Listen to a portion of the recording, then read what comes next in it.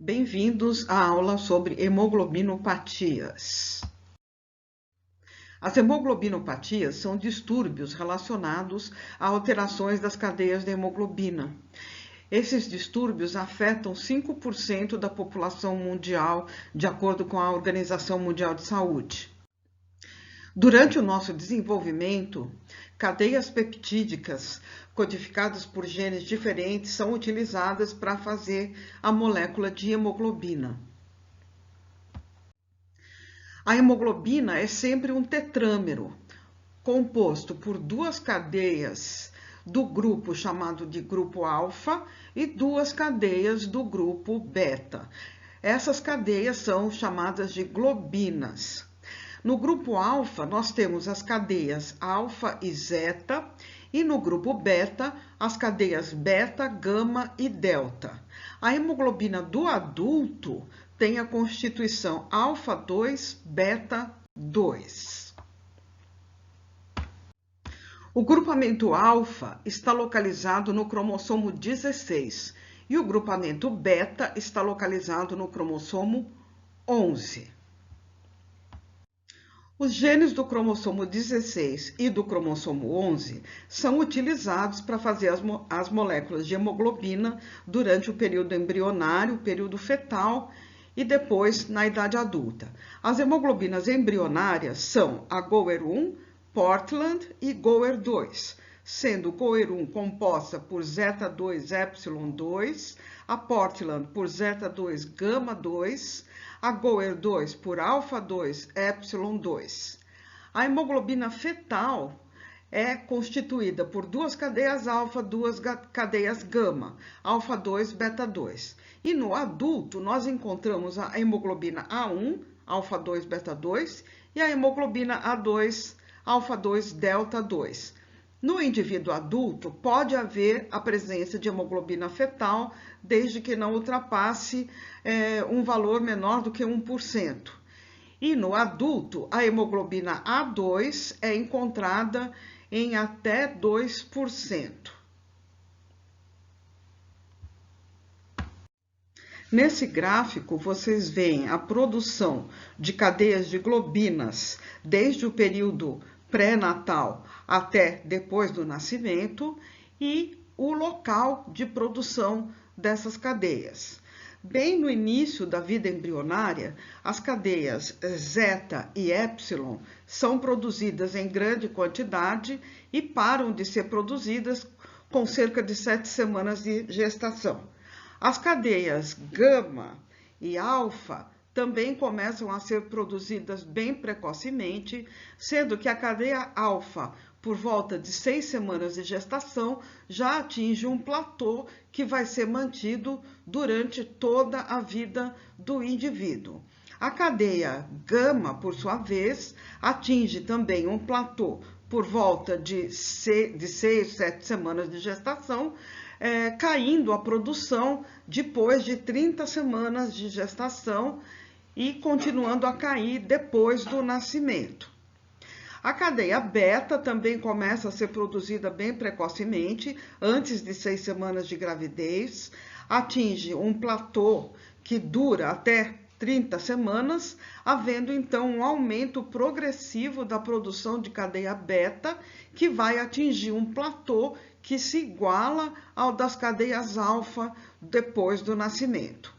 O local de produção das cadeias de globinas varia do saco vitelino bem no início da vida embrionária, passando para o fígado do feto, baço e depois a medula óssea assume então essa função que vai ser mantida durante toda a vida. Os distúrbios relacionados às hemoglobinas podem ser classificados em variantes estruturais e variantes quantitativas ou talassemias. As variantes estruturais são aquelas em que há uma alteração na sequência de aminoácidos da globina. De acordo com o fenótipo, classificam-se em 3 tipos: as variantes que causam anemia hemolítica, as variantes que estão associadas a uma alteração no transporte de oxigênio e as variantes com fenótipo de talassemia. O exemplo mais famoso de variante estrutural é a anemia falciforme, que se deve a uma mutação de ponto no gene da beta-globina. A alteração encontrada na anemia falciforme é a substituição de um aminoácido na sexta posição da cadeia beta. Então, na hemoglobina normal ou na beta-globina normal, nós temos aqui glutamato na posição 6. Na hemoglobina S, que é a hemoglobina da anemia falciforme, nós temos a substituição desse aminoácido por valina. O indivíduo que é homozigoto para essa mutação é que é afetado pela anemia falciforme, que tem, portanto, herança autossômica recessiva. A anemia falciforme é mais prevalente na população negra. No Brasil, nós encontramos uma proporção maior de nascidos vivos no estado da Bahia, que é de 1 a cada 650 nascidos vivos. Acredita-se que a mutação da anemia falciforme tenha se originado na África há 7.000 anos. Em 1949, o Linus Pauling publicou um artigo se referindo à anemia falciforme como uma doença molecular, associando à molécula da hemoglobina. Então, o indivíduo que é homozigoto pro alelo da anemia falciforme é o indivíduo afetado, que é quem tem a doença. Esse indivíduo produz apenas moléculas anômalas de hemoglobina, que são chamadas de hemoglobina S, que são as moléculas que contêm a beta-globina com substituição de aminoácidos. Essa molécula tem uma ligação com o oxigênio normal, porém ela tende a se polimerizar em situações de baixa tensão de oxigênio dentro das hemácias, fazendo com que elas tenham então uma distorção e alterando a sua morfologia. O indivíduo afetado, então, devido à polimerização dessas moléculas de hemoglobina no interior das hemácias, ele tem a deformidade dessas células que adquirem essa forma chamada de falciforme ou em forma de foice. Então, ao passo que os indivíduos normais, que têm as hemácias normais com a forma arredondada, eles têm o sangue fluindo naturalmente nos capilares. Os indivíduos que que são homozigotos para o alelo da anemia falciforme têm então a deformidade das hemácias e essas hemácias não têm a mesma facilidade de trânsito dentro dos capilares, que podem então vir a ser obstruídos. Os indivíduos que são heterozigotos para essa mutação, eles são clinicamente normais, eles vão produzir tanto hemoglobina normal quanto hemoglobina S, e eles podem ter a deformação das hemácias ou a falcização das hemácias em condições de despressurização e em condições de altitudes elevadas. Então, tudo começa com a troca de um aminoácido que leva à produção de uma hemoglobina anômala, que no homozigoto leva a uma deformidade das hemácias, que se tornam falciformes. Essas hemácias circulam menos do que as hemácias normais, então elas são destruídas rapidamente. Essas hemácias, então, se acumulam no baço, onde elas são destruídas, e por isso existe a esplenomegalia, que é um aumento do baço. Como existe a necessidade de reposição dessas células, a medula óssea fica hiperativa, então ela aumenta de volume, existe um aumento da quantidade de medula óssea. A destruição das hemácias leva o indivíduo a uma anemia e suas consequências, como fraqueza, funções mentais alteradas, desenvolvimento físico atrasado. As hemácias falciformes se aglutinam nos capilares, levando a um suprimento deficiente de sangue para os tecidos, e isso pode levar a alterações cardíacas, pulmonares, musculares, etc. Notou-se que na África, as mesmas regiões onde ocorre anemia falciforme com alta frequência, existe também malária endêmica. Isso é explicado pela vantagem do heterozigoto. Então, o indivíduo que é heterozigoto para o alelo da anemia falciforme, ele acaba levando vantagem seletiva nesse ambiente, porque ele é resistente à malária. Então, ele sobrevive mais do que o indivíduo que é homozigoto para o alelo normal. Então, isso faz com que o número de heterozigotos na população aumente e, consequentemente, o número de indivíduos homozigotos que resultam do casamento entre esses heterozigotos aumente também. Os homozigotos são os afetados. Então, isso faz com que a frequência de anemia falciforme aumente. Nas mesmas regiões da África onde ocorre a anemia falciforme, ocorre também a doença da hemoglobina C, que também é uma variante estrutural que está relacionada a uma mutação de ponto no mesmo local onde ocorre a mutação da hemoglobina S. Só que a troca de aminoácidos é feita de glutamato para lisina, ao passo que na anemia falciforme é de glutamato para valina. Os indivíduos heterozigotos para hemoglobina C também são assintomáticos e também levam vantagem seletiva nessas regiões de malária endêmica. Então, nessas regiões, além de haver a doença da hemoglobina C e a anemia falciforme, nós temos também indivíduos que que portam os dois alelos, tanto o alelo da hemoglobina C como o alelo da hemoglobina falciforme. Então, eles são indivíduos heterozigotos compostos, né, que resultam do casamento entre o indivíduo heterozigoto para o alelo da anemia falciforme com o indivíduo heterozigoto para o alelo da hemoglobina C. Aqui nessa figura nós vemos uma eletroforese de hemoglobinas, mostrando aqui na primeira coluna o controle correspondente à hemoglobina C, hemoglobina S, hemoglobina fetal e a hemoglobina A.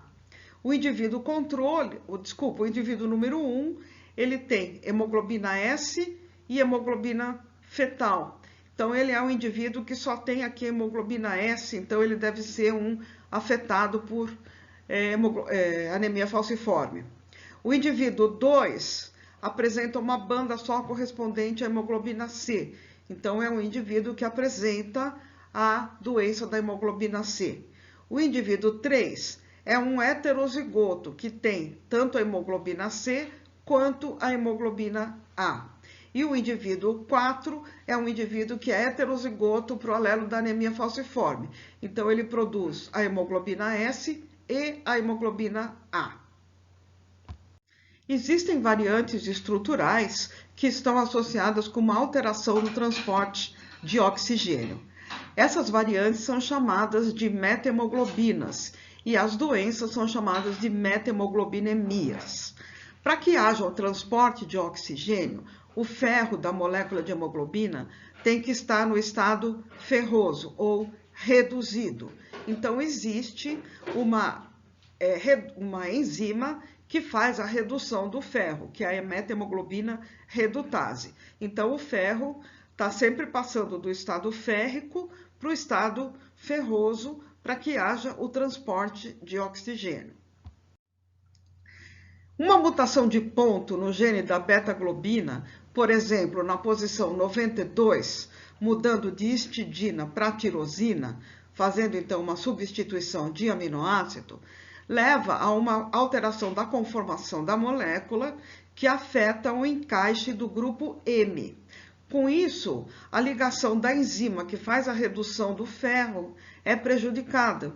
O ferro, então, não é reduzido e isso faz com que haja o comprometimento do transporte de oxigênio. Existem também variantes estruturais que levam a um fenótipo de talassemia. Talassemia também é um tipo de anemia. O exemplo mais conhecido é o da hemoglobina lepore, que foi descrita em 1958 por Gerald Diamond. E a estrutura da hemoglobina lepore foi descrita em 1965 por um pesquisador chamado Baglioni. A origem dessa variante estrutural é um crossing over desigual que leva a uma fusão gênica. Então, o pareamento normal é feito dessa forma que vocês veem no alto dessa figura. Mas, eventualmente, devido à semelhança entre essas sequências desses genes que estão nesses cromossomos, pode haver um pareamento desigual, como está mostrado aqui nessa imagem. Então, nesse pareamento alterado, eu tenho um pareamento de gama com delta, de beta com delta, né? Então, um pareamento incorreto. Se houver um crossing over, por exemplo, nessa posição, onde há pareamento de beta com delta, eu vou ter, então, como resultado, um cromossomo que vai ter uma sequência de beta misturada com delta e o outro de delta misturada com beta. Então, a hemoglobina lepore, ela é o resultado desse crossing desigual, desse pareamento incorreto e desse crossing desigual, que leva, então, à formação de genes híbridos que funcionam e que vão produzir uma molécula que tem uma sequência de aminoácidos diferente da sequência normal e que corresponde a uma mistura de aminoácidos da cadeia delta com aminoácidos da cadeia beta. As variantes chamadas de quantitativas ou talassemias são aquelas variantes em que as cadeias de globinas têm uma composição de aminoácidos normal. Entretanto, a síntese é diminuída. Então, a composição de aminoácidos não se altera, mas a síntese vai estar diminuída. Se a produção de cadeias alfa é diminuída, nós temos uma alfa-talassemia. Se existe diminuição da produção de cadeias beta, nós temos uma beta-talassemia. A cadeia que é produzida, normalmente, ela fica em um excesso relativo. As cadeias que deveriam complementar a molécula para formar os tetrâmeros normais, elas estão com a síntese diminuída. Então, faltam cadeias complementares para formar os tetrâmeros normais. Com isso, formam-se tetrâmeros anômalos. Esses tetrâmeros são pouco solúveis e vão causar, então, uma precipitação no interior das células precursoras, na medula óssea e também nas hemácias circulantes, fazendo com que haja hemólise. As alfa-talassemias, elas decorrem da deleção de um ou mais genes alfa. Então, o indivíduo normalmente tem 4 genes alfa. Então, 2 em um cromossomo, 2 no outro cromossomo. Então, esse indivíduo com 4 genes alfa tem uma produção de cadeias alfa equivalente a 100%.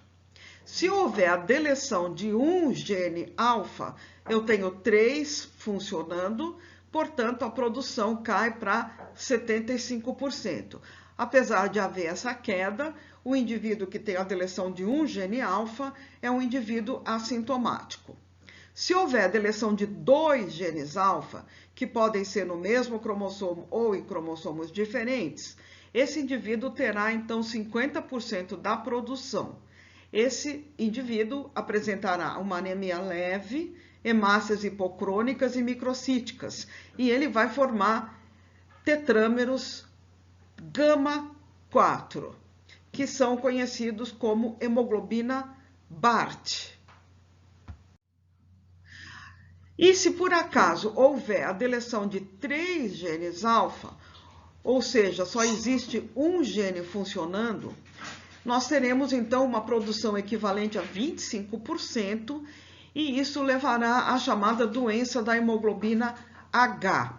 aonde o indivíduo tem uma anemia de moderada a grave e vai produzir tetrâmeros beta 4, que são conhecidos como hemoglobina H. Então, o indivíduo que tem uma forma de alfa-talassemia, ele vai produzir um número menor de cadeias alfa, mas vai produzir cadeias beta numa quantidade normal. Não havendo, então, uma correspondência de produção entre alfa e beta, vai, então, sobrar, né, cadeia beta para formar tetrâmeros anômalos, que são os tetrâmeros beta 4.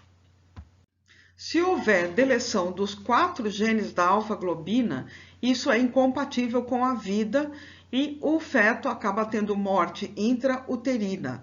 E ele tem o que se chama de hidropsia fetal, que é o acúmulo de fluidos em compartimentos extravasculares e cavidades fetais. As beta-talassemias são aquelas doenças onde existe deficiência na produção de cadeias beta. Como a cadeia beta basicamente é necessária no período pós-natal, a manifestação ocorre então depois do nascimento.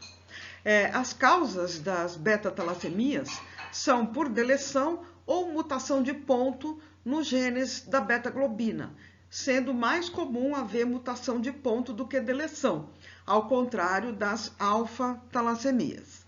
Então, aqui o raciocínio é ao contrário. A produção de cadeias de cadeias alfa é normal e a produção de cadeias beta é diminuída.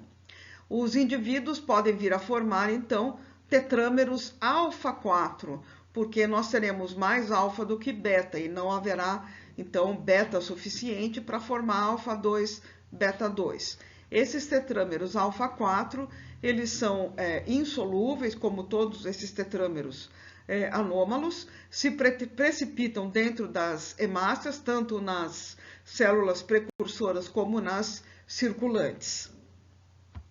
O indivíduo é chamado de beta 0 se não existe nenhuma produção de cadeia beta ou a produção é muito pequena. E nós dizemos que ele apresenta a talassemia maior e é um indivíduo dependente de transfusão de sangue. O indivíduo é chamado de beta+, se ele tem uma pequena quantidade de beta-globina sendo produzida. E ele é chamado de portador de talassemia intermediária e não depende de transfusão. Os indivíduos heterozigotos apresentam uma anemia leve, que é chamada de talassemia menor ou de traço talassêmico. Aqui nós temos nessa imagem um indivíduo afetado pela talassemia maior, que também pode ser chamada de anemia de Cooley.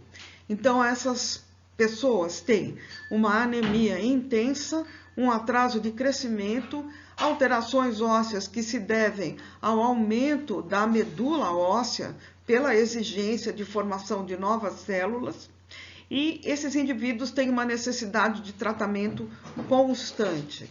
Eles apresentam anemia, palidez, icterícia, esplenomegalia, aumento do baço, hepatomegalia, deformidades ósseas e esse facies típico que está relacionado com as deformidades crâniofaciais. E na figura ao lado vocês veem as deformidades dos ossos do crânio dessa criança, né, devido ao aumento da medula óssea. Então, normalmente, ossos do crânio e da face não são assim exigidos para formação de células sanguíneas, né, sendo esse papel da medula dos ossos longos. Mas como aqui existe uma exigência muito grande de produção, de renovação de células da corrente sanguínea, então acaba havendo o aumento da medula óssea e a deformidade óssea subsequente.